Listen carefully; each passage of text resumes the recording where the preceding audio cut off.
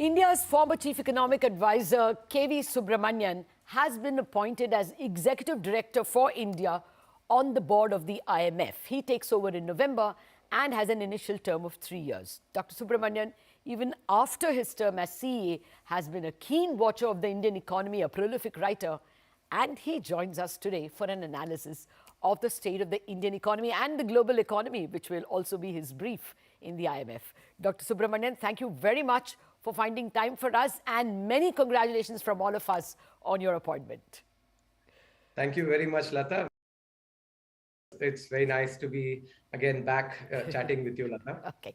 Well, Dr. Subramanian, I must start with the Indian growth trajectory. When you were in the seat at CEA, you had spoken about a V-shaped recovery. Are things panning out to your satisfaction? Our growth is one of the fastest this year. Absolutely. I think, when we look back at the data, clearly GDP growth has registered the V-shaped recovery that, we had predicted in September of 2020. Combined with that, I think what is quite critical, and that goes back to the policy that we implemented, the macro fiscal policy we implemented, we're going to have growth without actually the kind of inflation that the rest of the globe is seeing. So, the global economy is basically looking like one that will have very anemic growth, possibly in a recession, and very high inflation. In contrast, India will be the country that will grow the fastest among the large economies for sure, and will have inflation that actually is, will be in control. It's a little higher than average, but I think that if you look at the data, the advanced economies are looking at 400% higher than, at their average inflation, while India, up until the previous print was about 4% higher, and which has since cooled down. So I think, we do seem to be in a good spot. We will lead the global economy, this year and going forward as well. Okay. Well, that point is taken that we are the fastest now. But, I'll put some buts. If you drew the trajectory, say, if you compared FY20 GDP to FY22 GDP, the amount itself, we are only 1.8% higher in real terms over 2 years. And then if you come to, all of 22, IMF has data that at the moment we look like we will be a 159 trillion rupee economy. But if we had grown at the previous trajectory, we would have been a 184 trillion economy. So, the second half of even this year, first quarter we are going to get, because of base effect, 16% GDP. But by the second half, we are slowing to 4.5%. Do you worry that there are some structural constraints? So I think firstly, I would be belaboring the obvious, Lata, but I think the entire world economy actually had to suffer because of the COVID. Yeah. Unlike previous crises, this required economic restrictions, and therefore there was loss of output everywhere. I think the other key point which is important to remember is that, see, if you have a country that is growing at, that's been growing at 2.5%, the slope for potential GDP looks like this. If you have a country that's been growing at 6.5% on average, the slope looks like this. And when you have then economic activity, loss of economic activity because of COVID for everyone, right? The country at the higher slope, obviously, will basically have a greater loss of GDP. That's mechanical. And I think this is something that, has to be recognized. We did have a more stringent lockdown. I think we covered this in the economic survey as well. And that was something that was required for health reasons. So I think there are good reasons why this has happened. Looking forward, I do think that, we are in a good spot. And, if you would recall in many interactions with you when I was in North Block as well, I said, this decade, India will grow at 7%, plus on average. And I still maintain that. Yes, there is, the Ukraine war actually, and some of the global economy has created uncertainty.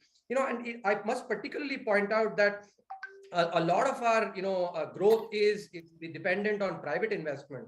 And private investment, actually, when there's uncertainty, that sort of holds back. So in some sense, the Ukraine war came at a very inopportune moment, when India was really looking to sort of take off on the private investment side, what we economists call the second order effects, uncertainty. I think once that settles down, and it looks like it is settling down better, I think, in India will continue to grow. I will mention, I think, I do think that the sort of some of the aspects of the impact of global economy on India are overblown. I think we are far more immunized, and we can get into the details. I'm sure you'll have some questions to ask on that, but I would state that I don't think we will be as impacted by the global situation as we were possibly during the global financial crisis, for instance. Well, actually, that was going to be my next question to you. At the moment, Europe is probably already in a recession. China is, past two very poor quarters. Maybe Right. the second half is going to be better for China, but it's still an economy which is in deep pain and lockdowns. And US, Right. we are told, after 2 quarters of contracting growth, is likely because of rate hikes to slow down. If the globe slows down, then is it going to be difficult for us to grow alone? No, I think this is a good question, but I want to actually answer this rigorously rather than, I see a lot of commentary that is based, on sort of a less rigorous analysis. Let's take GDP the way we think about it as consumption plus investment plus government spending plus net exports. And let's look at each element and understand what will be the impact of the global economy on each of these factors. Let's take consumption.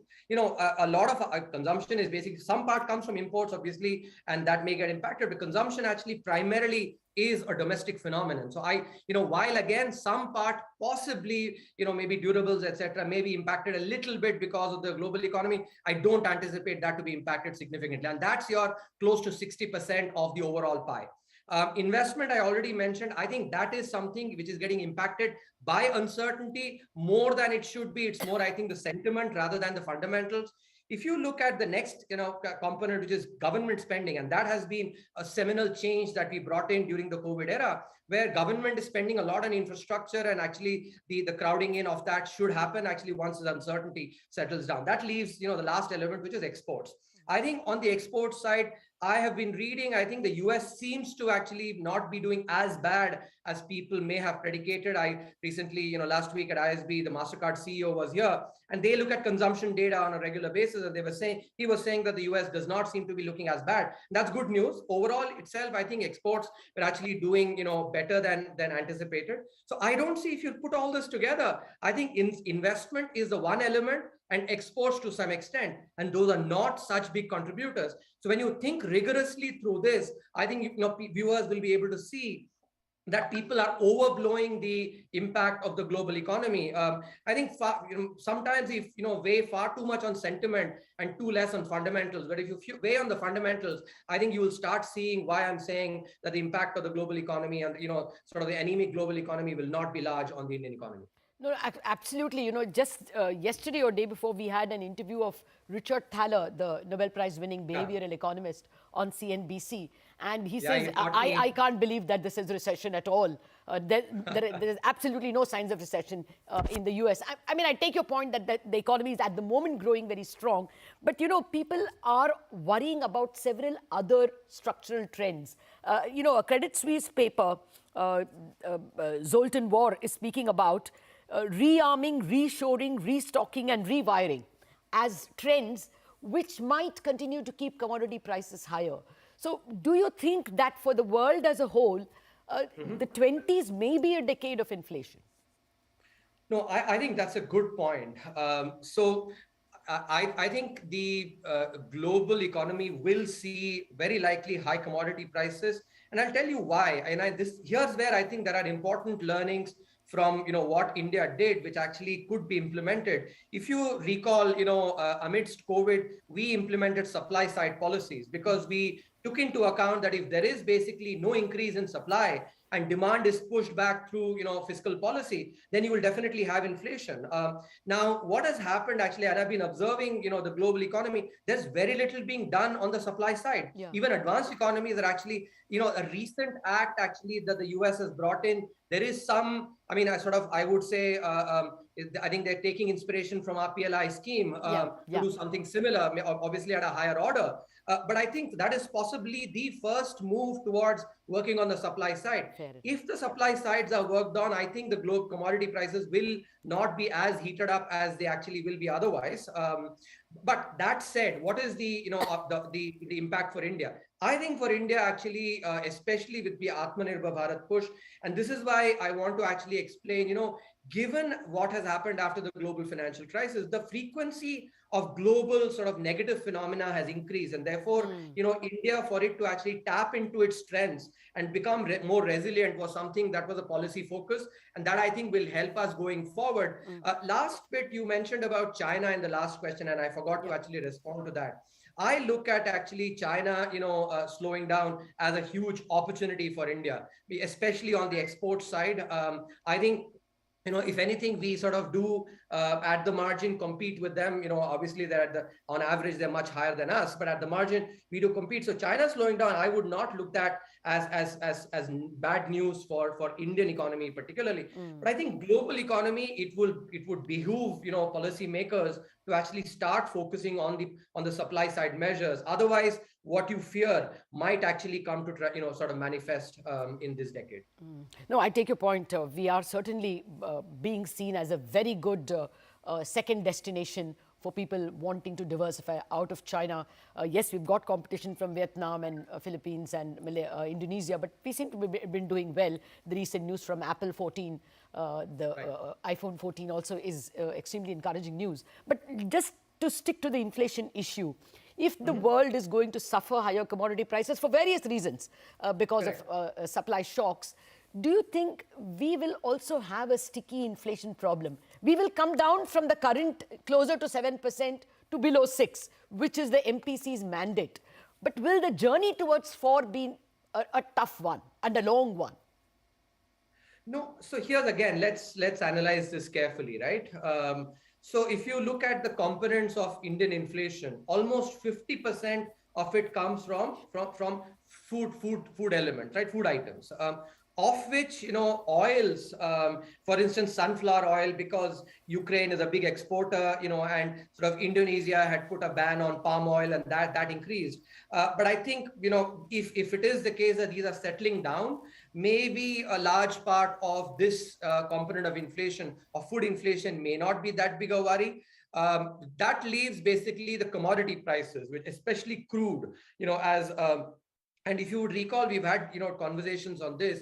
Overall, even accounting for second order effects, on transportation and thereby cost push inflation, etc., the contribution of crude to Indian inflation is less than 10%. It varies anywhere between 6 to 8%, depending on how much actually is getting passed through. But I think it's not as big, again, when you look at the numbers, the fundamentals, rather than just basically talk in the air. So I don't see, again, that large sort of a pass-through from global inflation.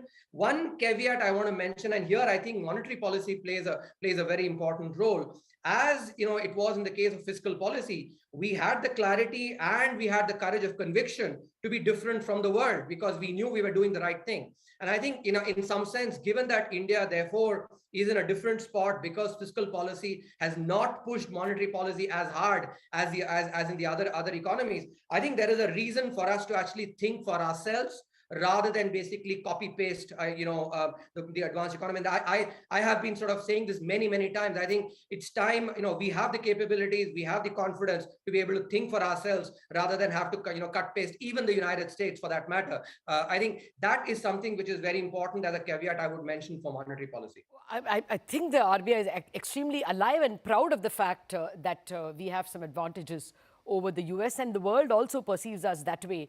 But there is something like interest rate differential which impacts the currency and spillovers. Sure. That question to you, Dr. Subramanian, after a very short break. Back in a jiffy.